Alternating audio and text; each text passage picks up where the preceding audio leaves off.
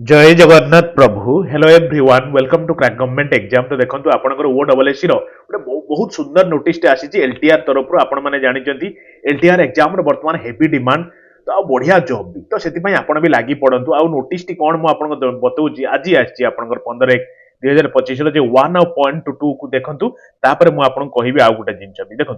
blindness is added to the PW category 1 reservation actually जो notice आसीला माने LTR applicable पई को माने थिले कहले समस्त तो एप्लीकेबल थिले किंतु जो लो विजन से माने भी एप्लीकेबल थिले जो माने टिके कम देखा जाउची तो से माने भी किंतु जो माने पूरा कंप्लीटली ब्लाइंड तो से माने एप्लीकेबल नथिले एलटीआर पई बाकी फाइनली गोटे प्रकार रिक्वेस्ट जाइथिला गवर्नमेंट को जा हो सुनिचंदी गवर्नमेंट एटा बहुत भलो खबर भी कैटेगरी 1 से कंसीडर कराई जो माने कंप्लीटली ब्लाइंड से माने एप्लीकेबल हेई पारिबे एबे पकेई पारिबे फॉर्मेट तो आपण माने पकांतु जमा भी किसी नेगेटिव मन को आणतुनी आपण निश्चित सक्सेस हेबे बुझिले कि नहीं आ गोटे जिंस देखंतु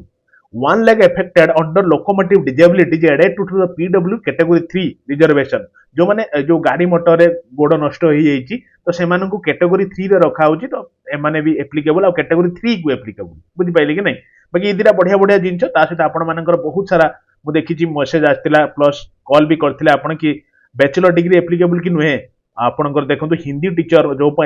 जो माने एप्लीकेबल माने अप्लाई करिवे तो से माने बैचलर डिग्री थिबा दरकार बीटेक हो कि बीई हो कि बीसीए कि बीबीए तो यही सब जिन आउ लेट करंतु नाही आउ बेसी लेट करंतु नाही मो कहिबार जिंस कारण आपण भी जानिचंती ए जो आपणकर ओ डबल एस सी बहुत स्लो हो जाए साइट बुझी पारछन ना तो सेति आउ लेट करंतु नाही देखंतु फॉर्म डेट भी चलीची आपणकर ए 6 जनवरी रु चललानी 5/2 पर्यंत चलिबो माने फेब्रुआरी 5 तारिख पर्यंत चलिबो कि आपण माने जानिचंती ओ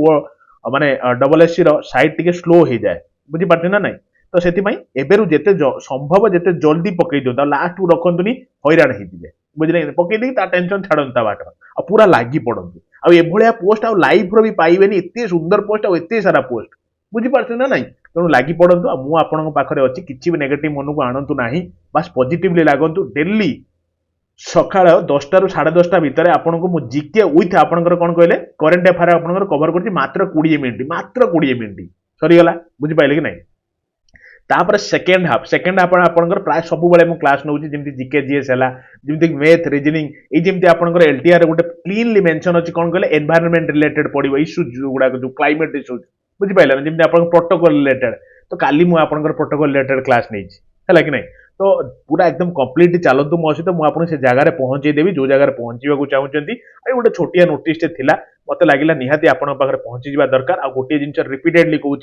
जमा भी बसिकी भावेनि फेब्रुआरी अच्छी फेब्रुआरी माने अप्लाई करी फर्म एबेरु आज अप्लाई कर सारे आज कम यही संडे सुधा जमी आप फर्म पड़ जाइए दरकार बुझीपार लास्ट को रखिए हैरान हे मुझे रिपीटेडली कहूँ आपको बुझीपारे तो यहाँ गोटे छोट नोटिस था ओ डबल एस तरफ बाकी आपन पाखे पहुंची गला तो धन्यवाद फिर देखा क्लास रे देखा और जब नुआ था चैनल को लाइक सहित शेयर करी और सब्सक्राइब करके रखिथे सो जिते मुझे